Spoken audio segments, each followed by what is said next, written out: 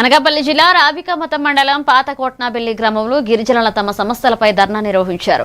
గ్రామంలో cell signal లేకపోవడంతో ఉపాధి హామీ పథక పనులకు ఫేస్ యాప్ ద్వారా హాజరు నమోదు చేయడం కష్టమవుతుందని వాపోయారు. రేషన్, అంగన్వాడీ సేవలు పొందాలన్నా దూరం నడవాల్సి వస్తుందన్నారు. అజ్జపురం సచివాలయంలో డిజిటల్ అసిస్టెంట్ పోస్టు ఖాళీగా ఉండడంతో పలు సేవలు పెండింగ్ లో ఉన్నాయని తెలిపారు.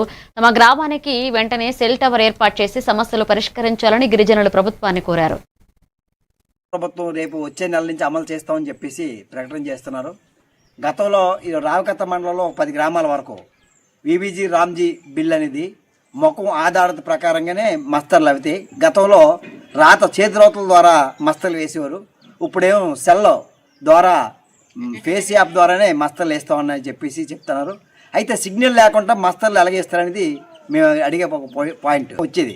ఈరోజు కేంద్ర ప్రభుత్వం చెప్పినట్టుగా ఈరోజు 300 రూపాయలు బిల్లు రేట్ అంటారు, కానీ దాన్ని 600 రూపాయలు రోజుకి వేతనం ఇవ్వాలా, 200 రోజు పని కేటాయించాలా. అలాగే విబీజీ రామ్జీ బిల్లు వెంటనే రద్దు చేయాలా.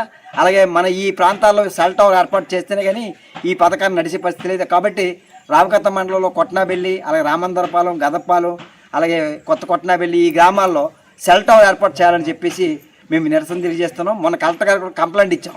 ఇప్పుడు వచ్చి ఎంక్వైరీ రాలేదు. వెంటనే సెల్ టవర్ వేస్తే కానీ ఇక్కడ ఉపాధి పని అవకాశాలు లేవు. కాబట్టి వెంటనే సెల్ టవర్ వేసి విబీజీ రామ్జీ బిల్లును వెనక్కి తీసుకొని ఉపాధి పథకాన్ని పాత పద్ధతిలో కొనసాగించాలని మేము డిమాండ్ చేస్తున్నాం.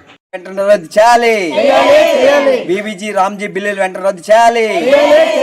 గిరిజన గ్రామాలకు సెల్ టవర్ ఏర్పాటు చేయాలి. గిరిజన అనకాపల్లి జిల్లా